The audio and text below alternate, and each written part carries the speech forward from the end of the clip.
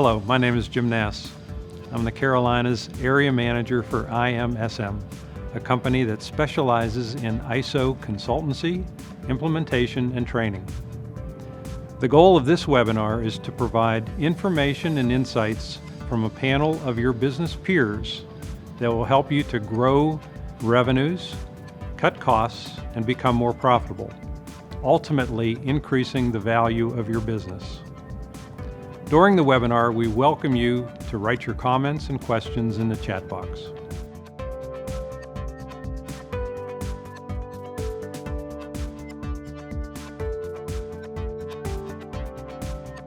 Hi, I'm Mary Johnson, a business writer and editor. When was the last time you took a look at your business processes? Every business has them, and chances are they aren't as efficient or effective as they could be.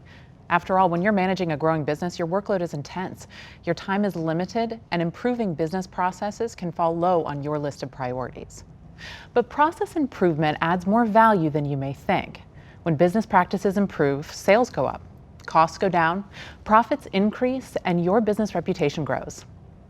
The Business Journal and IMSM have brought together a panel of experts to break down process improvement, specifically an approach known as ISO, and how it benefits businesses of all sizes. Joining me on the panel today are Cotton Davis, President of Universal Rubber Products. Patrick Oltmans is CEO and founder of ClickFold Plastics. Ken DeBoer is International ISO Specialist at IMSM. And Herb Bolin is Assistant Plant Manager at McRae Footwear. Okay, so to get started, let's talk about what exactly is ISO. Who wants to kick us off? I'll take it, Mary. So ISO is a very interesting concept that's been pretty much in development now for over 50 years. ISO, the whole concept really is about all getting together under a global language, a single language that we all understand. So whether you're looking at the size and the thickness of your credit card, that's based on an ISO standard. So we all know worldwide what that looks like, what it's supposed to do. So ISO really, over all the years since 1947, has started to work together now on the basis of globally 164 countries. Of those countries, they all represent a total of 780 technical committees that include 100,000 experts across the board, whether this is around products, services, or management systems, to help you become a better business. So really the concept nowadays is thinking about if you're going to be either get the best at who you are, whether that's either around saving costs, whether that's increasing your revenues, or whether it's simply you want to be entering a new market or even become more competitive. The best way to do that nowadays is saying, let's take the best of the best and apply it to your company. And that's what ISO is all about. So what is IMSM hearing from business owners about process improvement? I think what we're hearing now, and it certainly differs if you go from country to country, but I think the message is the same. And the message is really, we are finding that not only our customers are having bigger requirements, they're asking more and more deeper questions of us.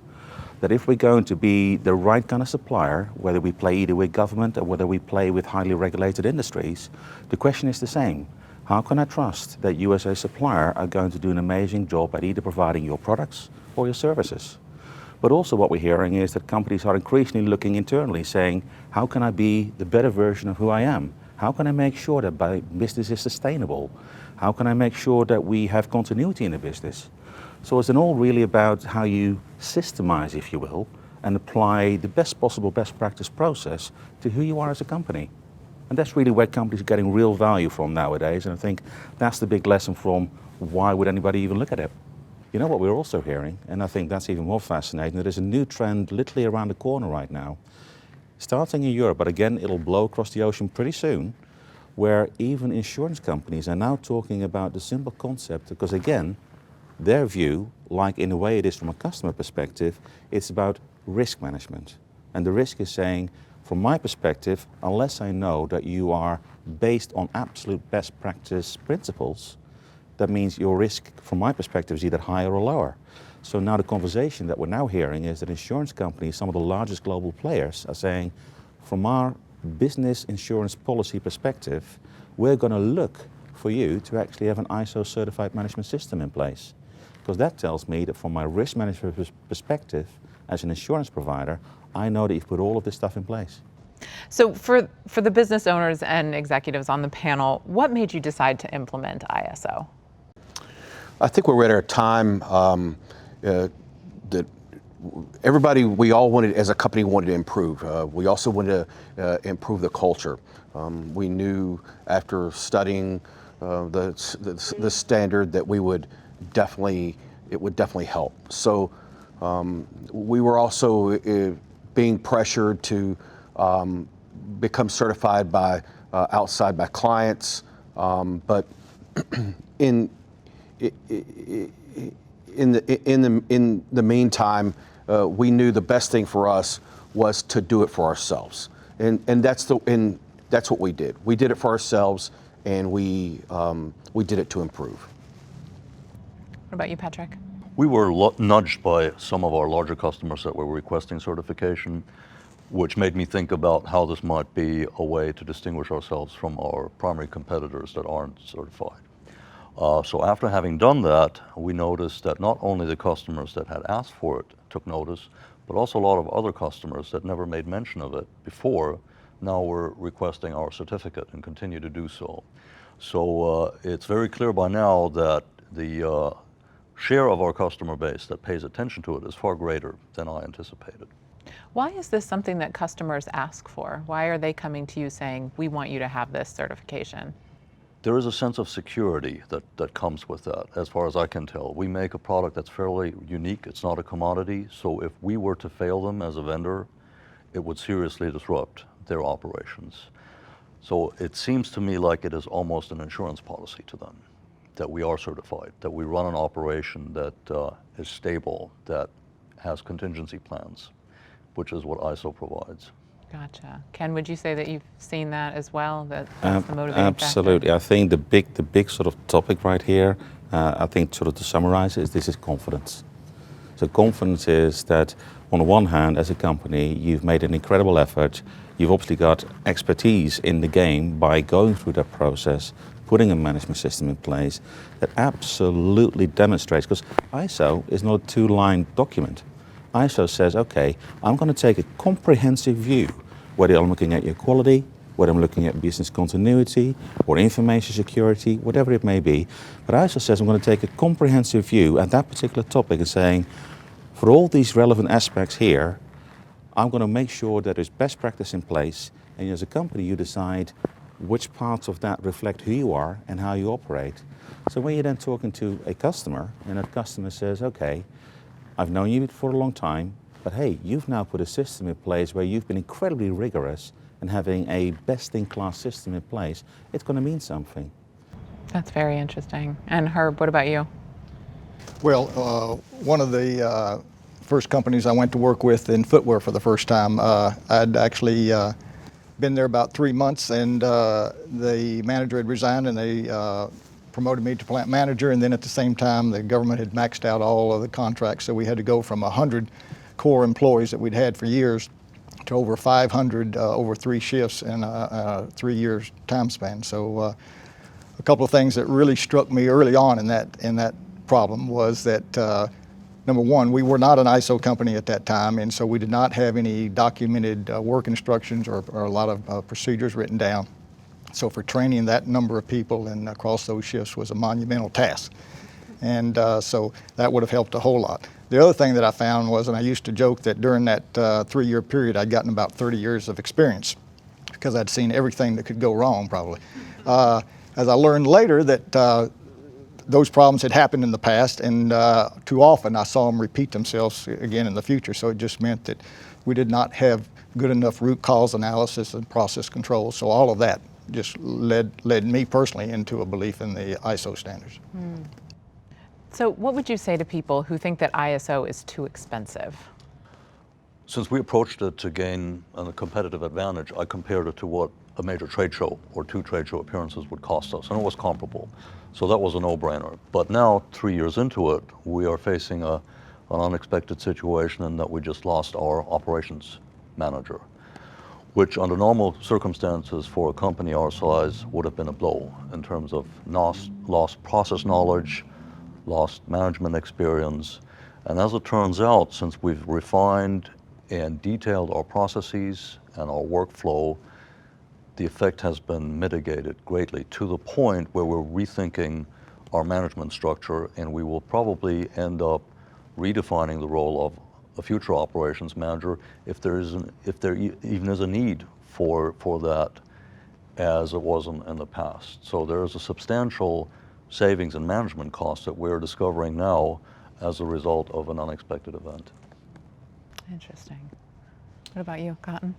We looked at the cost and we felt like that we treated it as the same as buying a new tool or buying a new machine. And that's why we treat the certification as far as the cost and also both internal and external audits every year. Sometimes if people are stuck on this concept, is this an investment versus an expense?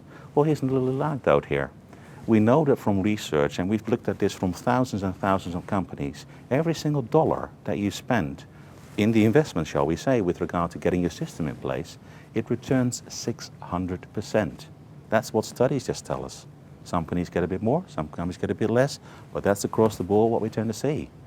Now, that on its own should be an interesting way to look at it to begin with, let alone everything else, right?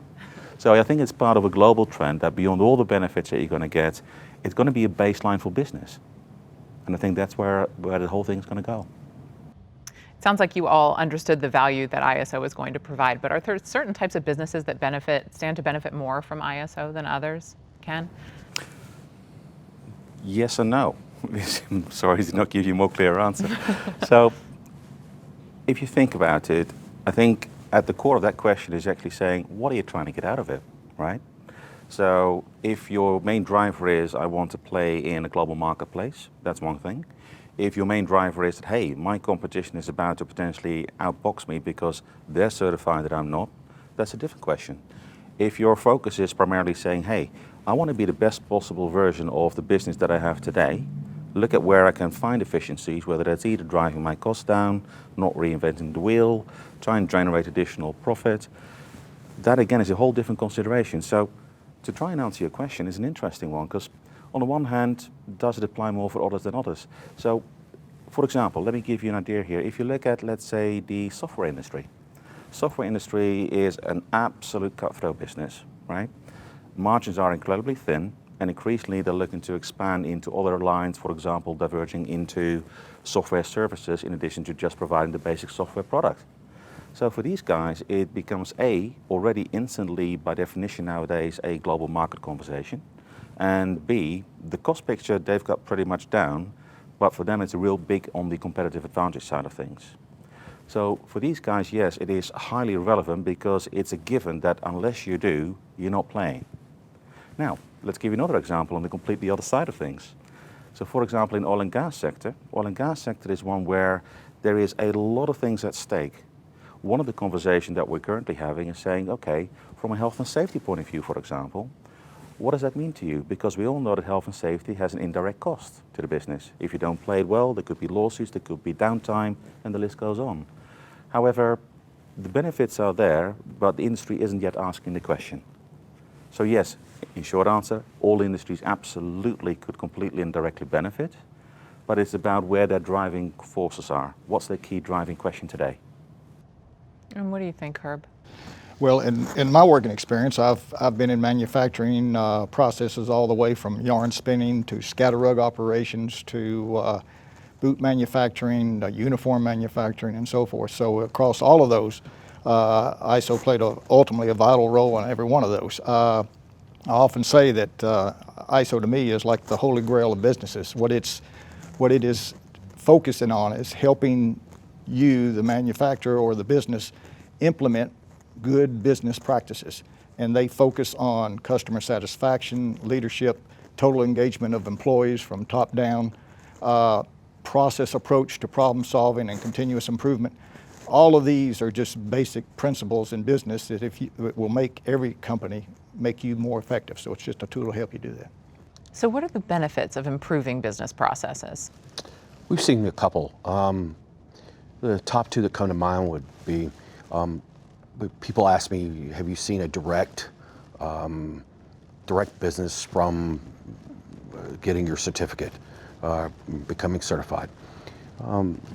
We have not seen a direct benefit, but we have seen a benefit from moving up a vendor's list or moving from secondary to primary vendor or supplier with a client. For example, we were 351st on a list for a client, and we were notified that we're moved up to the top 40, within the top 40.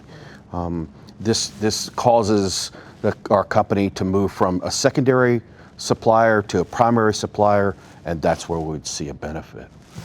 A second one is overall awareness in the company from everybody having a better understanding and goal of how we want to improve and a structure on how to do it. So it's been amazing how it's improved our culture in that aspect. So when you mentioned going from a secondary vendor to a primary vendor, what kind of impact does that have on a business like yours from a percentage growth standpoint or something? How significant is a jump like that? A jump like that is, and we've seen it, has been double digit. Wow. So yes, it's significant. What about you, Patrick? I can attest to that. We operate in some industries where we are the only certified company. We operate in a pretty small niche, which means if certification is a requirement, we have situations where we're the only supplier that is even eligible, which of course is a great situation to be in. But in addition to that and the improved quality we've seen reject rates go down from about 3% on average to 1%. That alone pays for our ISO certification efforts. But what I'd like to mention is internally it has also helped. It facilitates the discussion among staff members, because now all of a sudden you don't have a conversation centered around this is how I think we should do it, as opposed to you view. Now the conversation is centered, how do you and I comply with what we agreed is a best practice, a standard. It depersonalizes and takes the confrontation, takes the discussion out of a lot of these conversations. It leads to a more productive environment. And we've seen that spill over into our vendor relationships. When we receive product that is deficient and we demand from the vendor that they issue a corrective action that is compliant with our ISO certification, and all of a sudden they are forced to take that action and to document it. So we've seen the quality of deliverables to us improve over time, simply because a vendor to us no longer gets away with just saying, we're going to do better next time. Now we're saying, no, that's not good enough. Show us what action has been taken to prevent this from reoccurring. I think what's interesting is that on a global scale, ISO is becoming common ground. Now, it isn't necessarily the same everywhere yet today, but give it 5 or 10 years time. So for example, if you look at what's happening with ISO on, let's say, the European side of the world, you will find that typically it is an accepted baseline. That if you do business, let's say from a client point of view, you deal with clients, let's say, in either the government side or a higher regulated industry, for example, whether that's either petrochemical or financial, for example, or financial services, for example. For you to play that game, to work with those folks, they're going to expect you to have these things in place. So yes, you can choose to either answer, let's say, an 800 question questionnaire, or you can simply say, let me tick a box here, I've done all the hard work, and I've actually put the system already in place, guys. I am that safe pair of hands to do business with you. So in Europe, we've moved to a certain point where A, it's a baseline, B, it is accepted as the common, I would say, engine for growth for any business, any size, any industry. And as I said, it's actually something that is now expected, it's the norm. So also I would say, and this is probably an added point, that as obviously Herb was saying, don't think you don't need it, don't think that you're going to be okay, because look at where companies are and where they are today and where they still will be in the future. Because here's the next point. If you are a company and you're based in the US, again, no matter what size, no matter what industry, some point sooner or later, that same development and acceptance and requests, if you will, with regard to that level of sophistication on how well you run your business, let alone whether you then put a system in place and have it ordered saying, hey, I've done the work, here's my certificate. Beyond that point, it's also at some point sooner or later, a US business will want to do business with somebody else in the world. And the common language, which is really what we're talking about here, the common language today is best practice equals ISO. So how do good processes add business value? Well, in several cases, two specific ones. One, as we had to grow our business in several companies that I've been with, where we have to grow from, like I mentioned, the small group to a larger group or to multiple shifts. Obviously, as you have documented procedures and work instructions, and as you're having to go through the training and hiring of new people, all of those specific procedures allow you to help keep your margins and profits in place, even though you're going through some extra costs there, all right? Also related to when we had to hire additional people, and particularly in the current situation where the labor pools are getting smaller and smaller to draw from, through looking at our risk assessment of the potentials that we needed to do, we started an in-house stitching training school, so we could help develop people more readily coming into the workplace. So that has helped us a great deal. What about you, Cotton? With planning for risk and continuity planning, implementing the processes and managing the risk through ISO helps with building the value through the company, and it not only and then that value runs through and carries on with the company no matter what happens with the business owner or the top leadership. It keeps running through the years and past certain ownership. So the good processes don't leave when the owner of the company leaves. The They're structure core and the to the process business. stays there, and that's a big part of the a big advantage. Big advantage, yes. What do you think, Patrick? Yeah, I agree with that. In our case, being the sole owner of the business, my concern, of course, is not so much the owner leaving, but you always have to anticipate changes in key personnel. And having robust processes in place, having solid documentation for what you do, just makes for a more resilient business. Bottom line is, I sleep better because I have a business that is disaster-proof, or as close to it as I can get it. You can't really put a dollar amount on that. No, you cannot. Priceless, as they say. Exactly. What do you think, Ken? Well, I'll take some of what Patrick has. That works for me as well. So I think it's interesting. So ISO, I think as a whole, there's like an inward and outward look on this, right? So the inward look is absolutely what the colleagues here have been talking about, without a doubt. The outward look is also interesting because I think the world looks at you very differently. So whether you're looking, for example, to go into new segments, new market segments, for example, you might want to start playing with folks in either financial services, highly regulated industry, or perhaps with government or pharmaceuticals, whatever that may be. So they will have much more stringent requirements about who you are, how you do what you do, and how well have you got your business in order. Same as if you think about the sort of the bigger global international stage. Internationally, certainly well beyond the US, when you start looking, for example, in areas like Europe, it is an expectation that you have certain base principles in place, that you have base systems in place, and the common language is then absolutely accepted to be ISO. So the moment you can say, hey, I've done all this hard work, I've put a fantastic system in place, it's been audited, I've got a certification here, beyond my internal benefits, they'll say, great, now we'd like to play with you, because we know that you're going to be a good business partner to do business with. Interesting. Could you give me could one of our panelists, and even Ken, give me an example of how a process that has gone through the ISO approach and how that has improved? So what it was like beforehand and what it looked like on the other side. Well, even in a fairly narrowly defined manufacturing process, you often have a lot of variables that aren't spelled out. And then it may be things as simple as how the product gets packaged, and maybe left to the discretion of the shift leader at the time.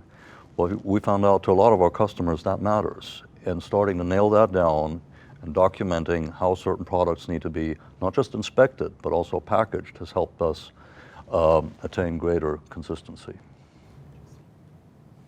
Yeah, I think that's a common story. If you start looking, no matter how well you think you're organized, at the end of the day, every business starts based on a single principle, there is a vision, there is either a great product and or a great service.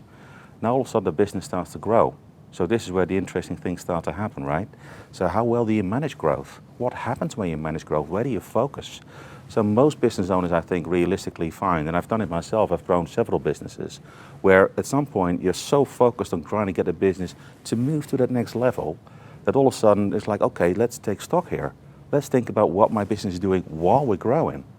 And the biggest realization, I think, for most companies is that, hey, we want to make sure that we run the best possible processes to make it scalable. Because otherwise you're going to run into problems, right? And this is exactly what we see, is that at some point sooner or later it becomes a blocking point for growth. So people hit a ceiling saying, you know what, unless I figure out how to do this well on a scalable basis, we can't be relying on certain individuals to be the only driving factors. It can't be relying on a single part of what we do. Everything has got to work together.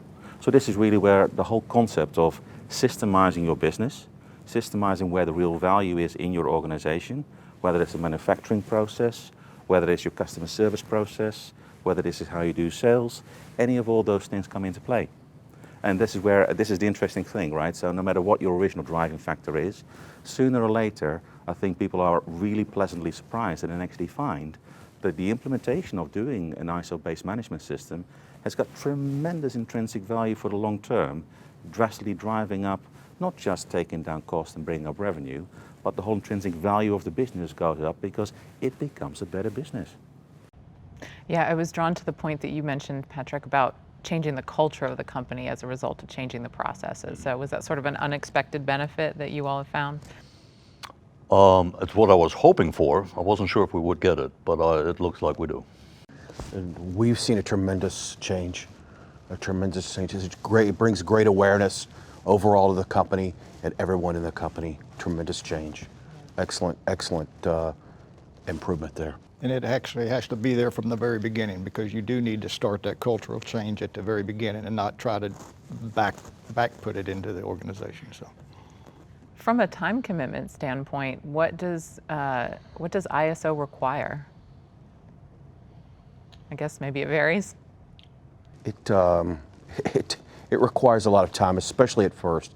However, once you move in, like anything else, once you get used to it, and once you move into your standard meetings and your management meetings, then it's actually very fluid, and it's worked out very well for us. But in the beginning, it's like anything else. Yes, it requires a certain amount of time.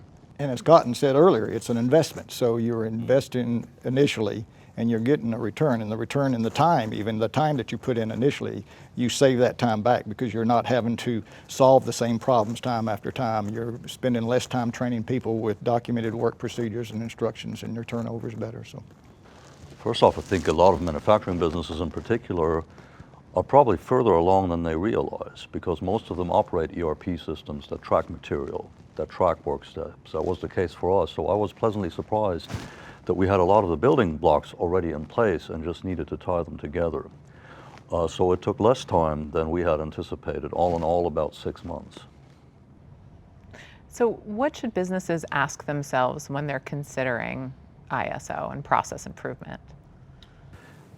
When we have a conversation saying, what are you looking to achieve, right? So once we understand what the driving factor is, the other question is then, is everybody on board, right?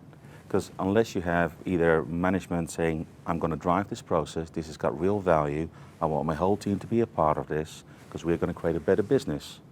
But then the next point is really then, how do we get started, right? So one of the biggest questions is, well, I probably need to have all my ducks in a row before we get anywhere near this thing, because I've never done this before. This is a whole new game. But the reality is that's not even the case.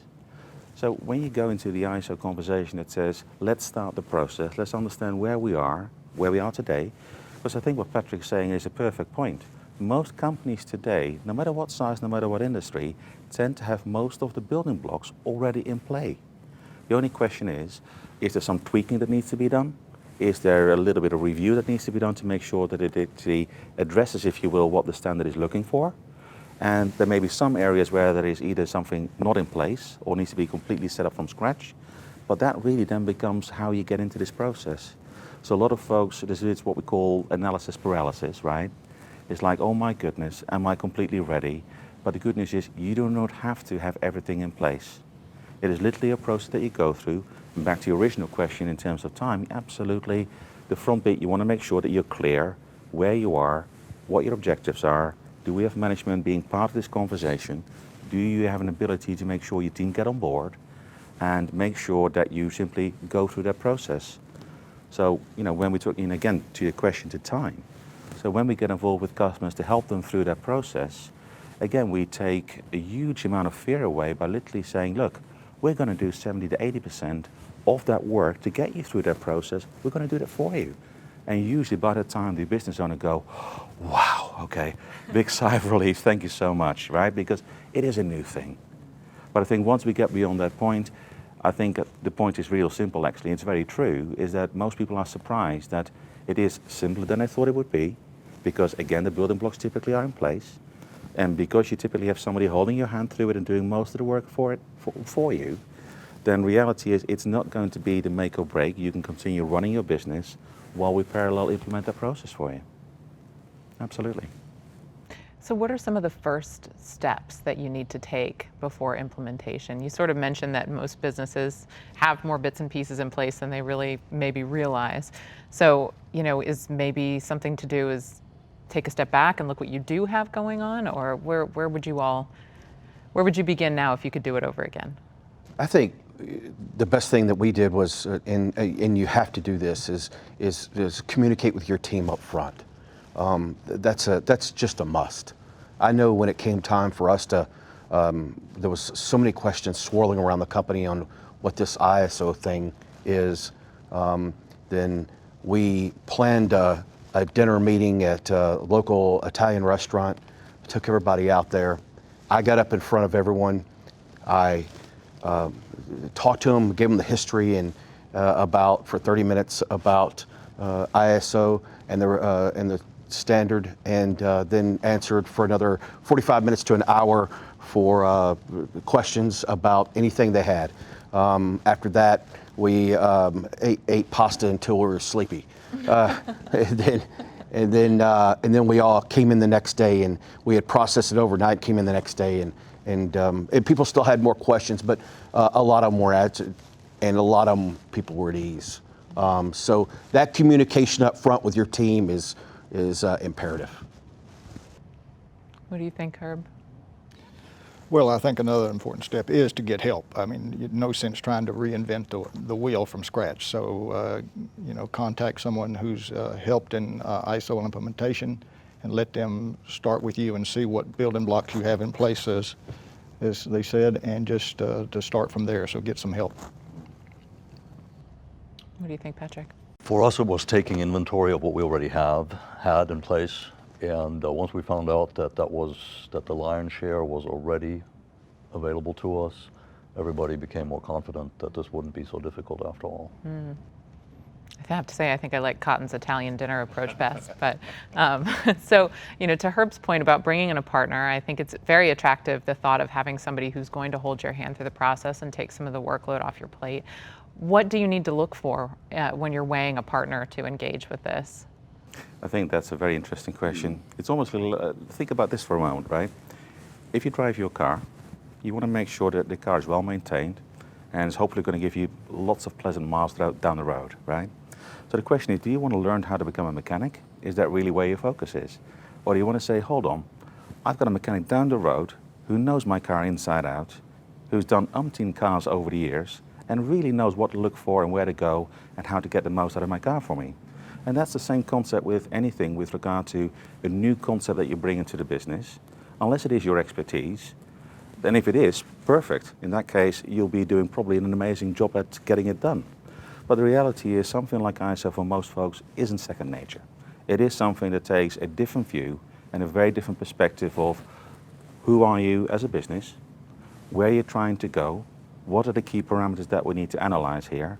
But in very simple terms, yeah, I think the difference here is that the partner, beyond the fact that we're talking about the fact that this is an investment in your business, so therefore your partner can add true, real value to the bottom line of your business, I think in the end the real value is it makes the process that much easier. It is that much more straightforward. You can continue running your business. It doesn't require you to be pulled out of it and literally do nothing but this. And also, typically your partner's done this not just a few times. I mean, we've done over, what, 10, 12,000 companies by now. So you typically have somebody on board who is an incredibly experienced auditor to work with you through that process. So and they also know what to look for, where some of the potential pitfalls are that you may not even be thinking about. But also these guys have, because of the fact that they've seen so many businesses, they typically can give you some interesting ideas too.